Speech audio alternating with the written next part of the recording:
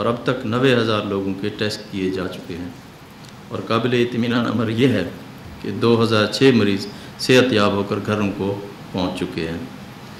ہم سب کے لیے باعث اطمینان بات یہ ہے کہ الحمدللہ اب تک زائرین اور تبلیغی جماعت کے قرنطینہ میں رکھے گئے 90% لوگ صحت یاب ہو کر گھروں میں جا چکے ہیں۔ بیرون ملک سے متعدد فلائٹس کے ذریعے سینکڑوں پاکستانی روزانہ وطن واپس آ رہے ہیں، جو ہوٹلوں اور دیگر کوارنٹائن مراکز میں موجود ہیں۔ ان کی SOP کے مطابق دیکھ بھال کی جا رہی ہے۔ بیرون ملک سے آنے والے اور دوسرے صوبوں سے تعلق رکھنے والے افراد کو متعلقہ صوبائی حکومتوں سے رابطہ کر کے ایئرپورٹ سے ہی ان کے صوبوں میں بھیج دیا جائے گا۔ صوبہ پنجاب سے تعلق رکھنے والے افراد کو ان کے اضلاع میں روانہ کیا جائے گا اور انہیں 48 گھنٹوں میں ٹیسٹ رپورٹ نیگیٹو آنے کی صورت میں گھر بھیج دیا جائے گا۔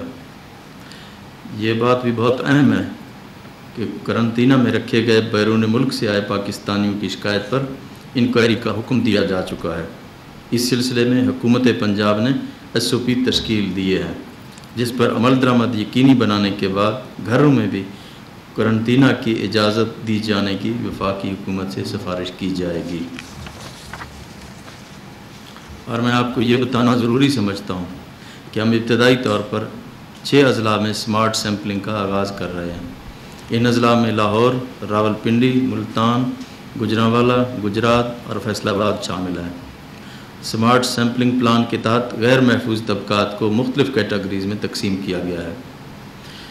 نمبر 1، میڈیا ہاؤسز، قانون نافذ کرنے والے اہلکار، انتظامی افسران کے دفاتر، ہیلتھ ورکرز، TB اور ایڈز کے مریض، ہسپتالوں میں زیر علاج حاملہ خواتین اور جیلوں میں بند قیدی۔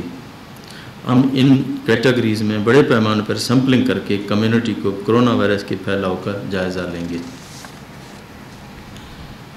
پنجاب میں اس وقت 62 کروڑ روپے کی لاگت سے تیار ہونے والے 8 BSL-3 لیب فنکشنل ہو چکی ہیں۔ ہم کل سے انشاءاللہ روزانہ کی بنیاد پر 6000 ٹیسٹ کر سکیں گے۔ ہمارے پاس اس وقت corona test kits, PPE kits اور بیڈز کی کوئی کمی نہیں ہے۔ کل کی تاریخ میں ہم نے 3700 ٹیسٹ کیے ہیں۔ لاک ڈاؤن کی وجہ سے صوبہ بھر میں غریب، مزدور، محنت کش اور دہاڑی دار طبقہ سب سے زیادہ متاثر ہو رہا ہے۔ ہمیں ان کی مشکلات کا اندازہ ہے اور ہم ان کا ازالہ کرنے کے لیے یکسو ہیں۔ معیشت اور لوگوں کو بچانے کے لیے حکومت پنجاب نے قابل اطمینان اقدامات کیے ہیں۔ احساس کفالت پروگرام کے تحت ابھی تک 28 لاکھ خاندانوں میں 34 ارب روپے تقسیم کیے جا چکے ہیں اور امداد کا سلسلہ ابھی جاری ہے۔ اگلے ہفتے سے انصاف امداد پیکج کے تحت 25 لاکھ خاندانوں میں 12,000 فی کس امداد کی فراہمی شروع ہو جائے گی۔ اس کے علاوہ مزید 10 لاکھ خاندانوں کو رمضان پیکج کے تحت 3,000 روپے فی کس دیے جائیں گے۔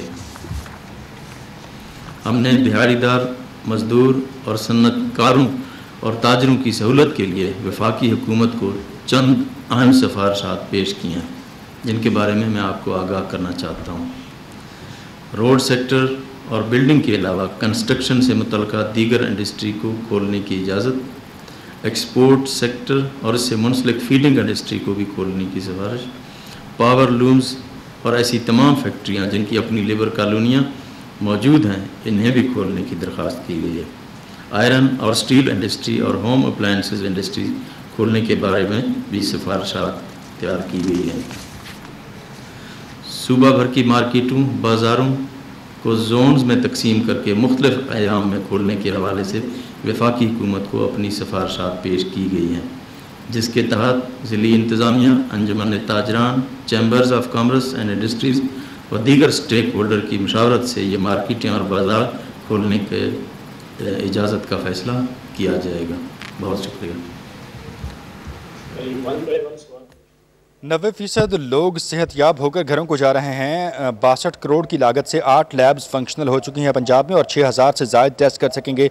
हुकूमत पंजाब ने काबिल इत्मीनान इक़दामात किए। एहसास रिलीफ प्रोग्राम, रमज़ान पैकेज और दीगर ज़राए से मजदूरों और पसमानदा तबके को रिलीफ फराहम करने के लिए काम जारी है, जबकि इंडस्ट्री और दीगर तामीराती शोबाजात के अलावा जो माशी शोबे हैं उनको खोलने के हवाले से भी सिफारिशात तैयार की गई हैं जो वफाक को अरसाल की जाएंगी, जबकि सूबाई सतह पर भी मुख्तलिफ इंडस्ट्रीज़ को खोलने के हवाले से काम जारी है।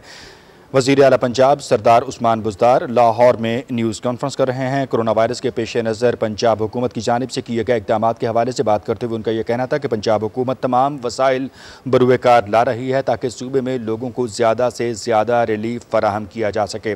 वज़ीर आला पंजाब की गुफ्तगू से दो टारगेट्स जो हैं वो नुमाया नज़र आते हैं। एक, पसमानदा तबके की फलाह, जिनमें बिलखसूस जो है रमज़ान मुबारक के पेश नज़र जो ज़रूरतमंद लोग हैं, जो डेली वेजर्स हैं और माशी सूरत हाल की वजह से जिन लोगों की जो दिहाड़ियाँ हैं या जिन लोगों के जो माशी तौर पर उनकी पसमानदगी सामने आई है या माशी तौर पर जो कमज़ोर हुए हैं और अपनी और अपने ख़ानदान की कफ़ालत से कासिर नज़र आए हैं, उनकी फ़लाह के लिए, उनकी बेहतरी के हवाले से पंजाब हुकूमत की जानिब से जो इक़दामात किए जा रहे हैं उनको उन्होंने पॉइंट आउट किया। और साथ ही साथ उन्होंने लॉकडाउन के बाद जो माशी सरगर्मियाँ महदूद हुई उनको दोबारा से उन्होंने खोलने के हवाले से बात की और साथ ही साथ उन्होंने लोगों को फैसिलिटेट करने के हवाले से मुख्तलिफ पैकेजेस की भी बात की। इस वक्त सूबाई वज़ीर सेहत Punjab doctor Yasmin Rashid news conference कर रही हैं। आइए आपके साथ शेयर करते हैं। अस्पताल या अस्पताल में रखा है या PKLI में रखा है, लेकिन उनके हालात हम इंशाल्लाह मज़ीद इम्प्रूव करने लगे हैं। उस सिलसिले के अंदर इस मीटिंग के बाद सेक्रेटरी साहिबान खुद भी जा रहे हैं और चीफ सेक्रेटरी साहब भी तशरीफ लेके जा रहे हैं ताकि उस सिचुएशन के बेहतर से बेहतर हल निकालें।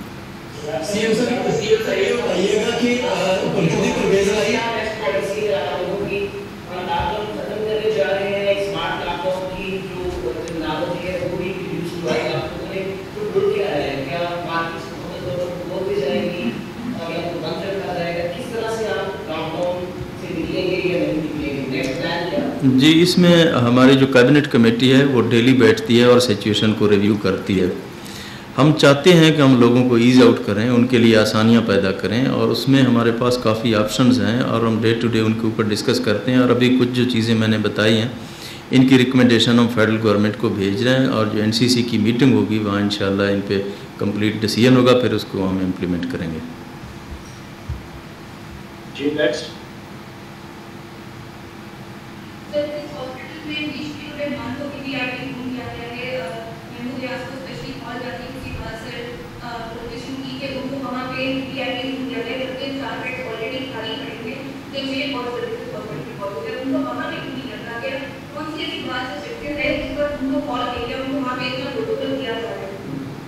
मैडम जरा जवाब दें।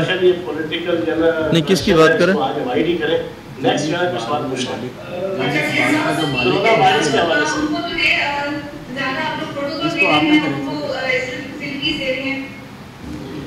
ये किसकी?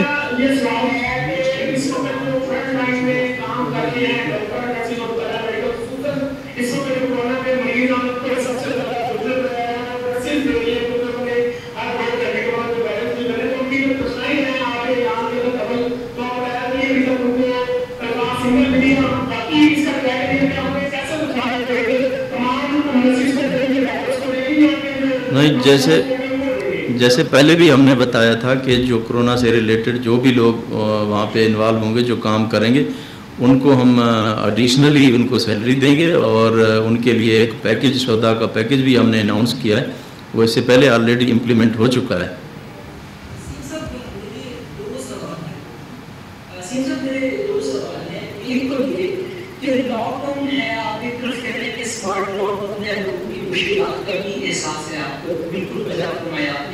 लेकिन दूसरी तरफ कोरोना के जो पेशेंट्स हैं उनके अंदर मुसलसल इजाफा और उनका तस्लीम करने के दोनों बहुत क्रूशल है, तो फिर हुकूमत के प्लेटफॉर्म में क्यों नहीं नजर आ रही? वो लोग वैसे ही सड़कों पर मौजूद हैं, इस पर क्यों नजर आ रही? एक सवाल। दूसरा मेरा सवाल ये है कि अशिया फरोख्त की कीमतें इस वक्त आसमानों से बातें कर रही हैं, आपकी टीमें बाकी नजर आती है, लेकिन पेट्रोल कोई नजर नहीं आ रहा। आज 8वां रोजा है, छाते पड़ रही हैं, लेकिन सूरत वहीं की वहीं खड़ी है। ایک تو آپ کو معلوم ہونا چاہیے یہ کوئی کرفیو نہیں ہے، یہ ایک جو پارشل لاک ڈاؤن کی سچویشن ہے، تو اس میں ہم نہیں چاہتے کہ لوگوں کو بہت زیادہ تکلیف ہو. اور جہاں تک پرائس کنٹرول کی بات ہے، ڈیلی جو انڈسٹریز ڈپارٹمنٹ ہے، منسٹر انڈسٹریز اس کو ریویو کرتے ہیں، اور انہوں نے کافی ایکشن بھی لیے ہیں، اور بہت سارے انہوں نے جرمانے بھی کیے ہیں، اور بہت ساری چیزیں کنفسکیٹ بھی کی ہیں، اور اس کے اوپر بہت ایکشن بھی لیا ہے. یہ اگر آپ چاہیں گے تو آپ کو ڈیٹیل بھی یہ بتا سکتے ہیں. جی منسٹر صاحب. یہ بتائیے گا کہ جو ایکسپو سینٹر میں معاملہ سامنے آیا اس کے اوپر جو آپ کے اتحادی اور اسپیکر پنجاب اسمبلی ہیں انہوں نے بھی اپنے تحفظات کا اظہار کیا. انہوں نے جو ہیلتھ ڈپارٹمنٹ ہے اس کی کارکردگی پر بڑے سوال اٹھائے ہیں. انہوں نے جیسے کرونا ایمرجنسی لگی ہوئی ہے اس کے باوجود 8 تاریخ کو جو پنجاب اسمبلی کا اجلاس بنانا پڑ گیا ہے، تو اس میں آپ کیا کریں گے؟ جو محکمہ صحت ہے اس کی کارکردگی پر آپ کیا کہتے ہیں؟ آپ جواب دیجیے. بڑی مہربانی جی. وہ انشاءاللہ جی پہلے میڈم سے سن لیں پھر میں بھی دے دیتا ہوں. آپ کو جس طرح بتایا ہے کہ جو ایکسپو کے بارے میں شکایتیں آئی تھیں وہ انشاءاللہ ہم ساری دور کر دیں گے. اور کیونکہ دیکھیں ہسپتال it's a field hospital, basically آپ سمجھنے کی یہ کوشش کریں فیلڈ ہسپتال اور ایک ریگولر ہسپتال میں فرق ہوتا ہے. اور یہ ہسپتال اس لیے بنائے گئے تھے کہ وہ لوگ جو پازیٹیو ہوں جن میں سمٹمس نہ ہوں ان کو ہم علیحدہ آئسولیٹ کر کے اس لیے رکھیں، کیونکہ ان میں سے اگر کوئی گھر واپس جائے گا تو ان کے چھوٹے چھوٹے گھر ہیں، ان گھروں کے اندر جا کے یہ لوگوں کو انفیکٹ کر دیں گے اور پھر تعداد اس طرح مریضوں کی بڑھتی چلی جائے گی.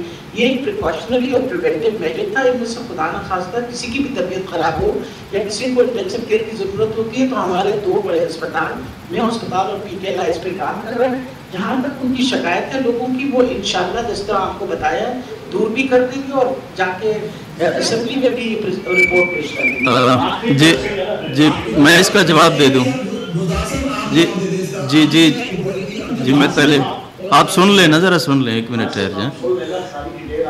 جو ایکسپو سینٹر کی آپ نے بات کی ہے وہ ایشو جیسے ہمارے سامنے آیا اس کو ہم نے انکوائری آرڈر کی ہیں اور اس کے اوپر انکوائری ہو رہی ہے، اس کی رپورٹ آ جائے گی.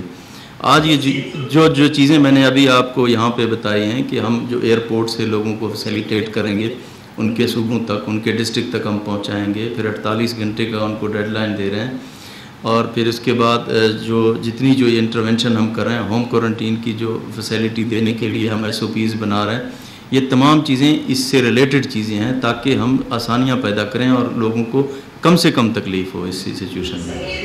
آخری کوسچن پوچھ لیجیے.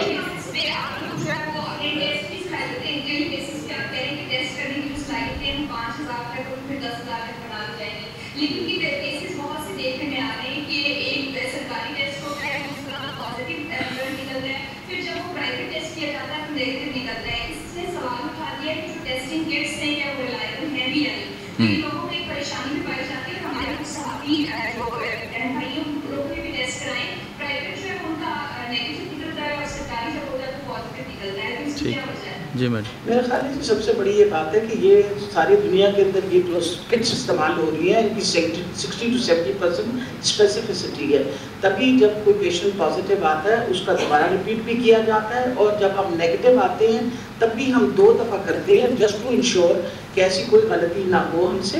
اس لیے جب فار ایگزامپل آپ کے پاس ایک مریض آتا ہے پازیٹیو ہو کے لیٹ سے فرام اے پرائیویٹ لیب، تو پھر اس کا ری ٹیسٹنگ اسی لیے ہو رہی ہے اس طرح اس بات کو انشور کرنے کے لیے، کیونکہ اس کی اسپیسیفسٹی کمپیریٹیولی کم ہے باقی کٹوں سے. اور یہ ایسی بات ہے ساری دنیا کے اندر اسی یہ والی کٹس استعمال ہو رہی ہیں. ان کی 60 to 70% اسپیسیفسٹی ایسی وجہ سے ہم بار بار ٹیسٹ ریپیٹ کرتے ہیں، اور لوگ ہم سے اسی لیے ناراض ہوتے ہیں کہ آپ ٹیسٹ بار بار کیوں ریپیٹ کر رہے ہیں. اٹ از امپورٹنٹ کہ ہم ڈیفینیٹ کر کے اور پھر لوگوں کا ڈائگنوسس کنفرم کر کے اور کلیئرنس کنفرم کر کے دیں. Thank you very much. میرا سوال ہے کہ اطلاعات آ رہی ہے کہ پنجاب حکومت اور محکمہ صحت نے مل کر ایک اسرائیل کیس پر کورونا کے مریضوں پر تحقیقات کرنے کی معاورت کرنے کی منظوری دی ہے. تو آپ کیا سمجھتے ہیں؟ جی میڈم دے دیں جواب. اسرائیلی کمپنی کو دی ہے. جو لوگوں کو دیا جا رہا ہے ان سے ان کے بارے میں سوالات، ان کا ڈیٹا جو ہے وہ حاصل کیا جا رہا ہے، اس پر آپ کیا کہیں گے؟ اچھا یہ آخری کوسچن ہے. آپ ایڈ کر دیں بھائی صاحب، آپ ایڈ کر دیں. آپ جواب دیں نا، یہ سب نہیں دیا. دو چیزیں جو ہے نا کہ وہ یہ پہلے کا جواب لے لینا ذرا. سوال کا جواب سن لیں سر. میری آپ سے ریکویسٹ ہوگی. جی میرا سوال سنیے سر. میری ریکویسٹ ہوگی, دیکھیں کچھ آپ کے ڈاکٹر جو اوورسیز پاکستانی ہیں اور پاکستان کے لیے باہر کے ملکوں میں آپ کے ملک کا نام بھی کما رہے ہیں, اگر وہ ملک میں آ کے آپ کے لیے کام کرنا چاہیں تو اگر کوئی نیگیٹو پروپیگنڈا ان کے خلاف ہو جائے اور اس کو ہم جو ہے بڑھا چڑھا کر بیان کرے تو میں سمجھتا ہوں کہ ان کی دل داری بھی ہوگی اور وہ آپ کے پاکستان میں کام نہیں کریں گے. اب جس بندے کا آپ نام لے رہے ہیں اس بندے کو میں پرسنلی جانتا ہوں, وہ کس کا بیٹا ہے, اس کے ماں باپ کون ہیں, وہ کتنے عرصے سے پاکستان میں رہتے ہیں, ان کی خدمات کیا ہیں پاکستان کے لیے. میری آپ سے ریکویسٹ ہوگی خدا کا واسطہ اس طرح کی بات نہ کرے اس اسٹیج کے اوپر کہ اس کی فیملی کی دل آزاری ہو. وہ شاید میں سمجھتا ہوں جتنے وہ مذہبی لوگ ہیں شاید ہی, میں یہ تو نہیں کہتا کوئی اور نہیں ہوگا, بہت زیادہ مذہبی لوگ ہیں, بہت زیادہ لائل لوگ ہیں اور پاکستان سے بھی لائل ہیں, پاکستانیوں سے بھی لائل ہیں. تو میری آپ سے ریکویسٹ ہوگی کہ تھوڑا سا ڈیٹا ضرور اس چیز کو دیکھ لیا جائے کہ جس ڈاکٹر عمار کی آپ بات کر رہے ہیں اس کا باپ بھی ڈاکٹر ہے, وہ خود بھی ڈاکٹر ہے, اس کا بھائی بھی ڈاکٹر ہے, پاکستانی ہے, آپ کے لاہور میں رہتے ہیں اور ان کی بڑی سروسز ہیں اسپیشلی ان بچوں کو پاکستان سے. میں جواب دے دوں ایک بات. عمار جو ہے عمار سرور وہ number 1 he is international radiologist اور پبلک ہیلتھ اسپیشلسٹ ہے اور بہت میڈیکل کالج کا ہمارا گریجویٹ ہے. میں نے خود اس کو پڑھا رکھا ہے اور سب سے بڑی یہ بات ہے کہ یہاں بھی اس کی ایکسپشنل پرفارمنس تھی. باہر ہارورڈ سے اس نے باقاعدہ اپنی ساری ڈگریز کی ہیں, ہارورڈ میں ایز اے کنسلٹنٹ کام کر رہا ہے. یہاں وہ اپنی چھٹیوں میں یہاں 2 مہینے کی چھٹی لے کے وہ باقاعدہ یہاں ریسرچ کا اپنے ذات اور اپنے ساتھ ایک گروپ اس میں تیار کر کے ڈاکٹرز کا جو پاکستانی ڈاکٹرز ہیں, پاکستانی ٹیسٹ ہو رہے ہیں, پاکستانی سارے ریزلٹس ہیں, وہ اس لیے کام کر رہے ہیں. صوبائی وزیر صحت پنجاب ڈاکٹر یاسمین راشد اور وزیر اعلیٰ پنجاب عثمان بزدار نیوز کانفرنس کر رہے ہیں لاہور میں. استعمال کر سکے یہ اس کی جو ریسرچ ہے یہ ڈرافٹ ایک سیکنڈ اس کی ریسرچ جو ہے یہ ڈرافٹ نے باقاعدہ ایکسیپٹ کی ہے, اس کو پرمیشن ملی ہے. اور یہ بھی بتا دوں کہ 1 پیسہ ریسرچ کا اس کو دیا نہیں جا رہا, وہ یہ فری آف کاسٹ ریسرچ کر رہے ہیں. خواجہ نصیر صاحب آخری کوشچن آپ کا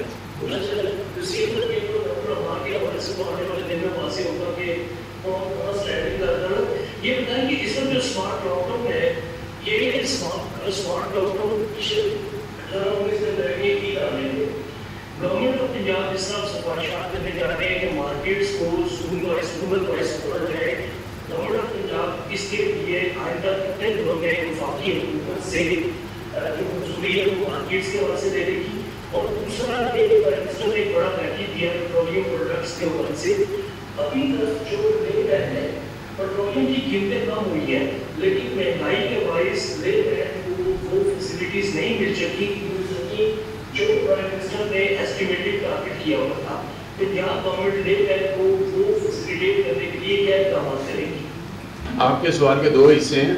ایک تو آپ کے سوال کا حصہ ہے کہ جو مارکیٹس کھولنے جا رہے ہیں اس حوالے میں آج ہماری جو NCOC کی میٹنگ ہوئی ہے, حکومت پنجاب نے اپنی سفارشات اس کے اندر پٹ کی ہیں کہ کس سیکٹر کو جو آلریڈی آپ کھول چکے ہیں فیز 1 کنسٹرکشن کا, فیز 2 کنسٹرکشن کا جو فیز ہے اس کو کس طرح سے ہم نے کھولنا ہے.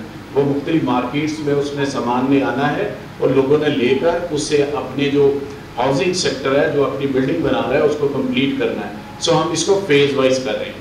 دوسری بات یہ ہے کہ جتنی بھی تاجر یونینز ہیں ان کے ساتھ ہم حکومتی لیول کے اوپر ان کے ساتھ بالکل ان ٹچ ہیں, مختلف چیمبرز کے ساتھ بھی ان ٹچ ہیں تاکہ ان لوگوں کو فیسیلیٹیٹ کیا جائے جہاں پر لو رسک کیٹیگری کے جو معاملات ہیں ان کو کھول دیا جائے تاکہ جو ڈیلی ویجر ہے وہاں پر اکاموڈیٹ ہو سکے. دوسری آپ نے پیٹرولیم مصنوعات کی قیمتوں میں کمی کے باعث جو اس کا امپیکٹ نہیں آ رہا اس کے بارے میں آپ کا سوال ہے. میری اس میں ریکویسٹ یہ ہے کہ اس کا مین امپیکٹ جو آتا ہے وہ ٹرانسپورٹ کے اوپر آتا ہے اور باقی چیزوں کے اوپر بھی آتا ہے. لازمی بات ہے اس میں فیڈرل گورنمنٹ کی بجلی کی جو قیمت ہے آپ کو پر یونٹ کاسٹ ہوتی ہے وہ بھی اس میں کم ہوگی, آپ کی ٹرانسپورٹیشن جو ہے وہ بھی کم ہوگی. اسی طرح جو ٹرانسپورٹیشن کے ذریعے عام اشیاء خردوں نے مارکیٹوں کے اندر آتی ہیں, ان کے جو کرائے ہیں اس ٹرانسپورٹیشن کے, وہ بھی ہم اس کو بھی دیکھ رہے ہیں کہ اس کو بھی کس طرح سے کم کیا جائے. کیونکہ جب قیمت بڑھتی ہے تو وہ خود اپنے تئیں قیمتیں بڑھا لیتے ہیں, لیکن جب قیمت کم ہوتی ہے تو کوئی اپنے تئیں اس کو نیچے نہیں لاتا. لہٰذا ہماری کوشش ہے کہ ہم تمام سیکٹر کو جہاں پر پیٹرولیم مصنوعات استعمال ہوتی ہیں ان کی قیمتوں کو دوبارہ دیکھا جائے اور اس کے مطابق ان کی قیمتوں کو ریشنلائز کیا جائے اور اس کو وہاں پر امپلیمنٹ کروایا جائے. بہت شکریہ. Thank you sir.